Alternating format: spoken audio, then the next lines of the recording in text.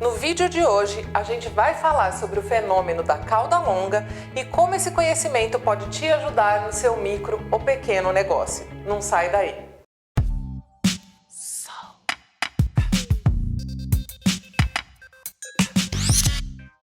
E aí, tudo bom com você? Aqui é Giba Karim, fundadora da Soul TV.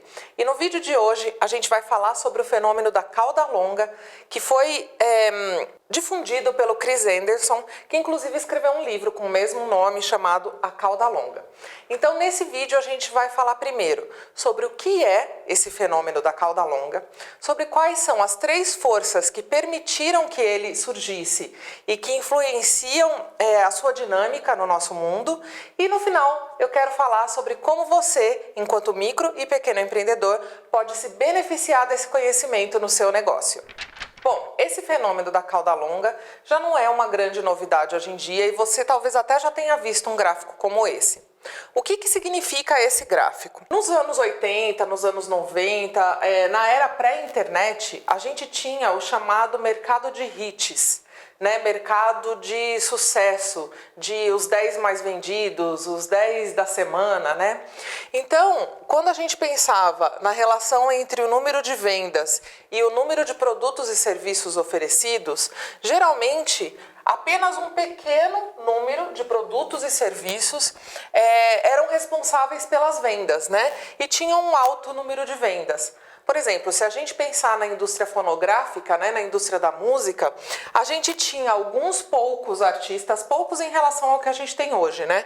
Alguns poucos artistas que faziam muito sucesso e eram responsáveis pela maior parte das vendas, tanto das lojas como dos selos, né? Então, a gente tinha um grande número de vendas para um pequeno número de produtos. Com a democratização da produção, e aí a gente já começa a entrar nas 3 forças que permitiram a existência da cauda longa, né? E a primeira é justamente a democratização da produção.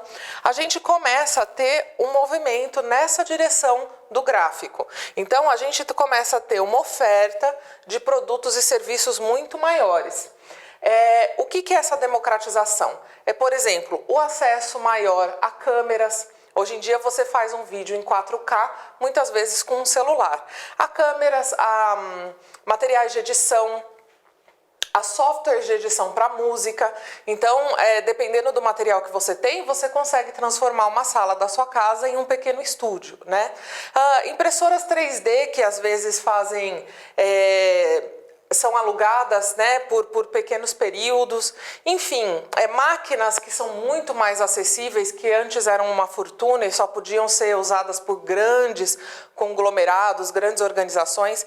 Então a gente começa a ter uma democratização desse material que permite com que micro, pequenos empreendedores, freelancers, artesãos, artistas comecem a se tornar um pouco mais donos desse processo de produção mesmo, né? Então a gente começa a ter esse movimento aqui, como eu estava falando, né, de um aumento do número de produtos e serviços que são oferecidos no mercado.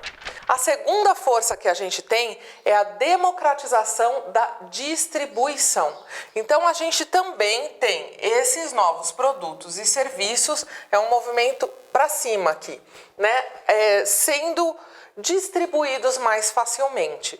Então as primeiras empresas que que começaram a fazer esse movimento ficar muito claro, foram as grandes, como por exemplo a Amazon, o Mercado Livre, o eBay, o iTunes, né? Se você pensar nessas empresas fica muito claro.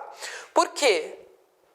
Como a Amazon às vezes já faz a ligação direto do produtor com o consumidor, e ela tem uma boa, no caso da Amazon, todo o seu funcionamento online, então ela começa a poder fazer distribuição de um número muito maior de produtos e serviços do que, por exemplo, um Walmart, alguma coisa assim, que vai ter que usar espaço de prateleira. Então, quando a gente pensa em mercados físicos, em livrarias, em lojas de bairro, essas empresas precisam comprar estoque e elas dependem do seu espaço de prateleira. Então, geralmente, o número de produtos que elas conseguem oferecer é menor. Quando a gente começa a fazer esse movimento pro digital, a gente diminui os custos, né, envolvidos no oferecimento de produtos, porque eu não necessariamente preciso ter isso no meu estoque, né? Ou então eu tenho um grande estoque físico e não tenho um monte de lojinha, então eu não tenho esse custo de distribuição para manter os meus pontos de vendas abastecidos.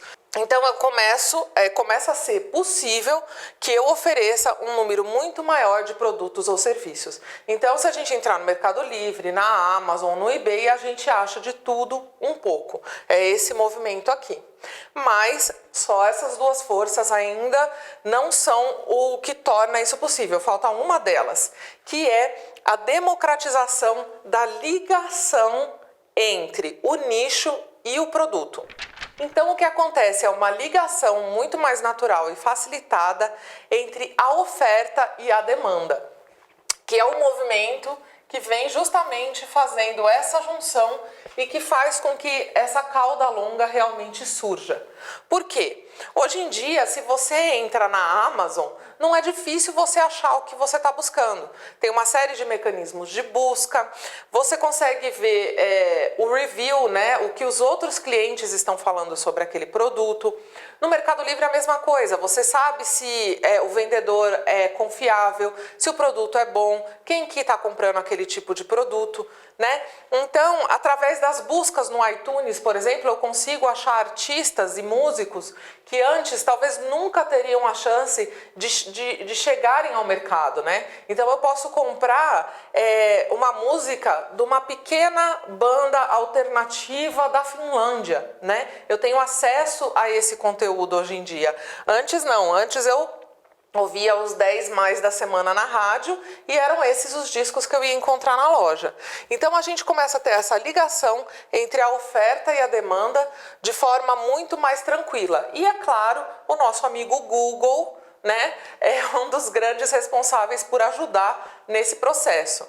Então, o empreendedor ele começa a poder trabalhar muito mais nesse nicho de mercado. E o que acontece na cauda longa?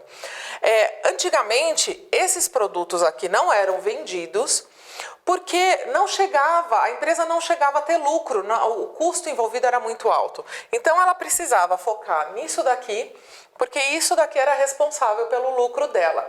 O que acontece na Amazon hoje em dia, que é o estudo que o Chris Anderson fez para chegar na conclusão, né, na tese dele sobre a cauda longa. A venda desses produtos de nicho, por mais que cada um deles venda pouco, na somatória de todo esse pedaço aqui da cauda, isso daqui dá tanto ou até mais lucro, dependendo do que é essa somatória aqui. Então, como essa cauda começa a ficar cada vez mais longa, a somatória da venda de todos os produtos que vendem um pouquinho ou quase nada por mês, no total, eles começam a se equivaler a esses best-sellers aqui. Então, isso daqui começa a se tornar muito interessante para essas empresas. E aí, a gente chega à grande questão, que é como isso passa a ser interessante para você enquanto micro e pequeno empreendedor. Bom, essa movimentação realmente começou com as grandes empresas, né? Como o eBay, a Amazon, o iTunes. Hoje em dia a gente tem o Netflix também, né, nos filmes e tantas outras grandes que a gente conhece. Mas com essa movimentação acontecendo, nós enquanto consumidores passamos a nos tornar acostumados a encontrar produtos que atendam os nossos desejos mais específicos, né? A gente passou a não se contentar mais com aquele genérico que cabe no gosto de todo mundo, que é o grande mercado de massa aqui. E a hora que a gente começa a fazer isso, mesmo que uma empresa que seja pequena e trabalhe aqui nesses nichos, ela consegue ter um volume de venda que seja interessante para tornar possível um micro e pequeno negócio. Então é por isso que hoje a gente vê empresas bastante específicas nascendo. Aqui na minha cidade, por exemplo, existe o Quinoa, que é uma empresa que eu assessorei através das minhas mentorias na época da sua criação e que vende produtos sem glúten, sem lactose e sem conservantes. Esse tipo de produto é para todo mundo? Não, é para um nicho específico de mercado. Mas através da internet, das mídias sociais, de todos os blogueiros que falam de assuntos específicos, eles conseguiram viabilizar um micro pequeno negócio que atende esse nicho específico de mercado. E estão aí, cada vez ganhando mais clientes. Nós temos empresas às vezes até estranhas, como por exemplo na cidade de Campinas existe um restaurante medieval chamado Milord Caverna ou My Lord Caverna, como preferir, que fala que é uma experiência imersiva no mundo medieval. Então, será que há 20 anos um restaurante tão específico conseguiria ter público suficiente para viabilizar o seu funcionamento? Hoje em dia, através da internet, das mídias sociais e do público que está acostumado a saber que se eu gosto desse tipo de coisa, eu vou encontrar empresas na internet que sejam específicas para atender esse meu desejo, então esse restaurante se viabilizou. Eu até dei uma olhada na página deles hoje, eles estão completando um ano de funcionamento e vão muito bem, obrigada. Uma outra empresa interessante que a gente tem no Brasil é uma escola de bruxaria, tipo Hogwarts, né? Que é a escola do Harry Potter, que todo mundo conhece essa história do Harry Potter. Então hoje em dia a gente tem uma escola de bruxaria funcionando no país. Então por quê? Os apaixonados por Harry Potter, que o livro tá aqui, né? O livro tá aqui. Mas esse público que está disposto a gostar tanto daquele assunto, que quer um produto tão específico, é um nicho de mercado. E aí a gente tem um empreendedor que viu uma oportunidade disso e através dessa democratização, tanto da produção quanto da ligação entre a oferta e a demanda, ele consegue viabilizar esse negócio. Então, por que é importante entender a cauda longa? Para você saber que hoje em dia existem forças no mercado que permitem que você se comunique e venda produtos ou serviços para nichos bastante específicos de mercado de forma viável. Então você não precisa mais vender tudo para todo mundo, que é um dos grandes erros que os micro e pequenos empreendedores, principalmente que estão iniciando, cometem. Eles querem fazer uma empresa que seja mais genérica, que atenda a todo mundo. E geralmente quando a gente fala com todo mundo, a gente acaba não falando com ninguém.